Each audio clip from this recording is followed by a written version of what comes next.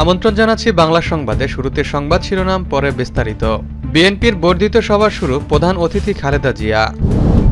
এদিকে ফ্যাসিবাদের পতন পরবর্তী বাংলাদেশ নিয়ে যা বললেন রিজভী।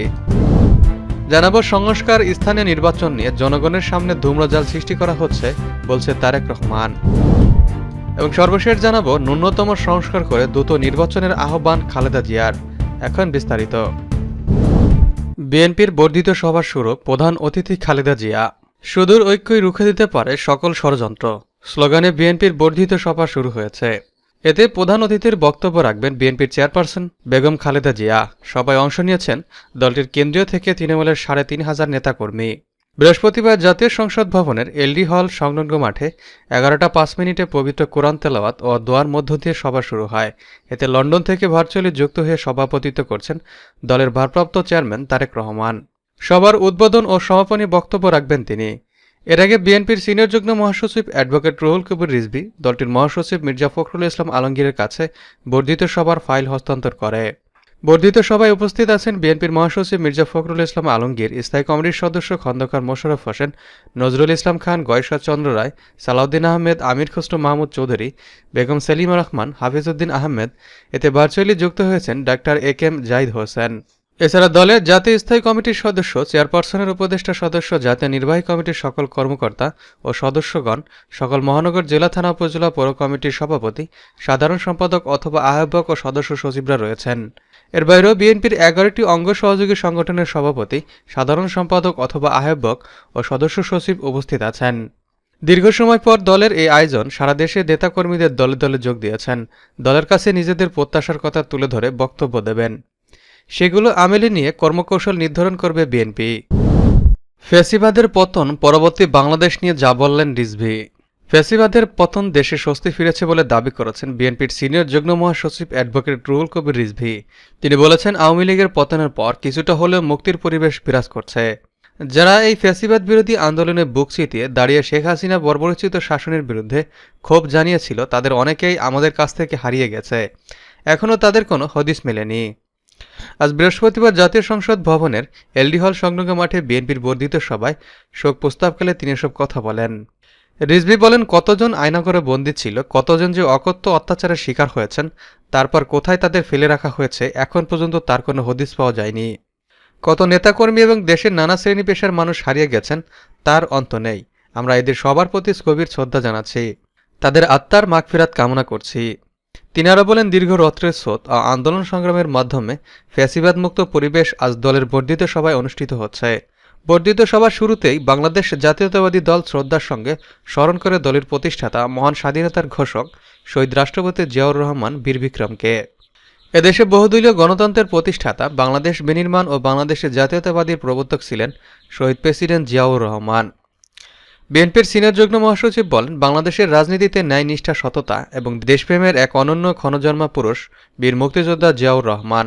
যখনই গণতন্ত্র বিপন্ন হয়েছে, যখনই দেশ বিপন্ন হয়েছে, তখনই তিনি দেশের পক্ষে, গণতন্ত্রের পক্ষে আপসহীন থেকে সংগ্রাম করেছেন।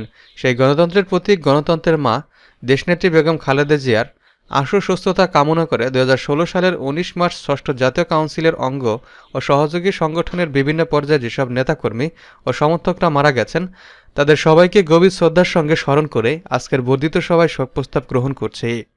এছাড়া আমরা দেশের বরেণ্য নেতৃত্ব, সাংস্কৃতিক ব্যক্তিত্ব, বিজ্ঞানী, শিক্ষাবিদ, সুরকার, গীতিকার সহ যাদের হারিয়েছি, তাদের আত্মার মাগফিরাত কামনা করছি। বর্ধিত সভায় সভাপতিত্ব করেন দলের ভারপ্রাপ্ত চেয়ারম্যান তারেক রহমান। প্রধান অতিথি হিসেবে উপস্থিত আছেন দলের চেয়ারপারসন বেগম খালেদা জিয়া। আয়োজনটিতে উপস্থিত আছেন বিএনপির মহাসচিব মির্জা ফখরুল ইসলাম আলমগীর, স্থায়ী কমিটির সদস্য খন্দকার মোশাররফ হোসেন, নজরুল ইসলাম খান, গয়েশ্বর চন্দ্র রায়, সালাউদ্দিন আহমেদ, বেগম সেলিমা রহমান এবং হাফিজউদ্দিন আহমেদ।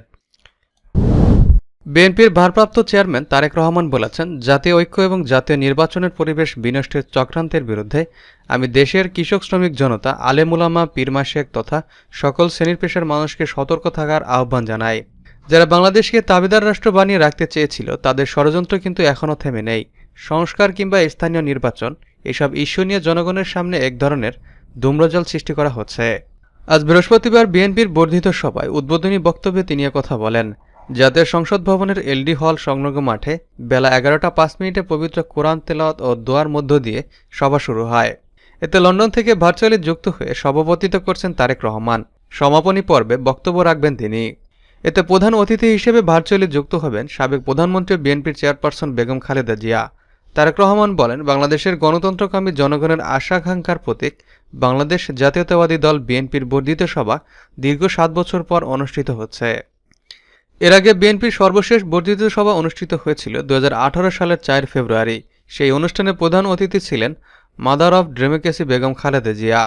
ফ্যাসিবাদী শাসনকালে এরপর আর বিএনপির বর্ধিত সভা কিংবা কাউন্সিল অনুষ্ঠান সম্ভব হয়নি। তিনি বলেন, চিকিৎসাধীন থাকায় দেশনেত্রী বেগম খালেদা জিয়া আজকের এই গুরুত্বপূর্ণ সভায় উপস্থিত থাকতে পারেননি। তবে তিনি এই সভার সাফল্য কামনা করেছেন। তিনি আপনাদের কাছে দোয়া চেয়েছেন। দেশনেত্রী শারীরিক সুস্থতার জন্য আমরা আল্লাহর দরবারে দোয়া কামনা করছি। Mother of democracy Begum Khaleda জিয়ার সম্মোহনী ব্যক্তিত্ব আর সুদক্ষ নেতৃত্ব বিএনপিকে পৌঁছে দিয়েছিল সারা দেশের প্রতিটি গ্রামে, প্রতিটি ঘরে। তিনি আরও বলেন, আজকের এই বর্ধিত সভার শুরুতেই আমি বিএনপির প্রতিষ্ঠাতা, স্বাধীনতার ঘোষক শহীদ প্রেসিডেন্ট জিয়াউর রহমানকে স্মরণ করতে চাই। তিনি একদলীয় অভিশপ্ত বাকশালের অন্ধকারচ্ছন্ন বাংলাদেশ গণতন্ত্রের আলো জ্বালিয়েছিলেন। মরহুম শেখ মুজিবুর রহমানের নিষিদ্ধ করা সকল রাজনৈতিক দলগুলোকে বাংলাদেশে রাজনীতি করার সুযোগ করে দিয়েছিলেন।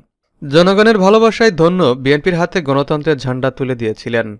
তারেক রহমান বলেন, বিএনপির জন্ম থেকে আজ পর্যন্ত গণতন্ত্র প্রতিষ্ঠা এবং স্বৈরাচারী বিরোধী ধারাবাহিক আন্দোলনে যারা শহীদ হয়েছেন, আহত হয়েছেন, সন্তান স্বজন হারিয়ে যেসব পরিবার নিদারুণ দুঃখ কষ্টের মুখোমুখি হয়েছেন, যাদের শ্রম ঘাম মেধায় বিএনপি আজ আপামর জনগণের কাছে দেশের সবচেয়ে বিশ্বস্ত রাজনৈতিক প্রতিষ্ঠানে পরিণত হয়েছে, আজকের বর্ধিত সভার শুরুতে আমি তাদের প্রত্যেকের অবদানকেও কৃতজ্ঞতার সাথে স্মরণ করতে চাই। ন্যূনতম সংস্কার করে দ্রুত নির্বাচনের আহ্বান খালেদা জিয়ার। রাষ্ট্র মেরামতের ন্যূনতম সংস্কার দ্রুত সম্পন্ন করে গণতান্ত্রিক ব্যবস্থায় ফিরে যাওয়ার জন্য সবার কাছে গ্রহণযোগ্য নির্বাচন সম্পন্ন করার আহ্বান জানিয়েছেন বিএনপি চেয়ারপারসন খালেদা জিয়া। বৃহস্পতিবার রাজধানীর জাতীয় সংসদ ভবনের এলডি হলে দলটির বর্ধিত সভায় লন্ডন থেকে ভার্চুয়ালি যুক্ত হয়ে প্রধান অতিথির বক্তব্যে তিনি এই কথা বলেন। দেশ আজ সংকটময় সময় অতিক্রম করছে উল্লেখ করে বিএনপি চেয়ারপারসন বলেন, আপনাদের এবং ছাত্রদের সমন্বিত আন্দোলনের ফলে ফ্যাসিস্ট শাসক বিদায় নিয়েছে, একটা অন্তর্বর্তীকালীন সরকার গঠিত হয়েছে। তাদের কাছে জনগণের প্রত্যাশা রাষ্ট্র মেরামতের ন্যূনতম সংস্কার দ্রুত সম্পন্ন করে গণতান্ত্রিক ব্যবস্থায় ফিরে যাবার জন্য সকলের কাছে গ্রহণযোগ্য নির্বাচন সম্পন্ন করা। তিনি বলেন, দীর্ঘ ফ্যাসিবাদী বিরোধী সংগ্রামে যারা শহীদ হয়েছেন, সম্প্রতি জুলাই আগস্টে ফ্যাসিবাদের ভয়াবহ দমননীতির কারণে গণহত্যায় যারা শহীদ হয়েছেন তাদের প্রতি শ্রদ্ধা জানাচ্ছি। যারা আহত হয়েছেন তাদের প্রতি জানাচ্ছি আন্তরিক সমবেদনা। আমি চিকিৎসার কারণে যুক্তরাজ্যে অবস্থান করলেও সবসময় আপনাদের পাশেই আছি। বেগম জিয়া বলেন, দীর্ঘ 15 বছর গণতন্ত্রের জন্য, আমাদের মুক্তির জন্য আপনারা যে নিরন্তর সংগ্রাম করেছেন এবং অসংখ্য নেতাকর্মী প্রাণ দিয়েছেন, গুম নির্যাতনের শিকার হয়েছেন, 1.25 লক্ষ মামলায় জড়িত, ন্যায় বিচারের জন্য এখনও আদালতের বারান্দায় দৌড়াচ্ছেন, আপনাদের গণতন্ত্রের জন্য এই ত্যাগ শুধু দল নয়, এই জাতি চিরকাল স্মরণে রাখবে।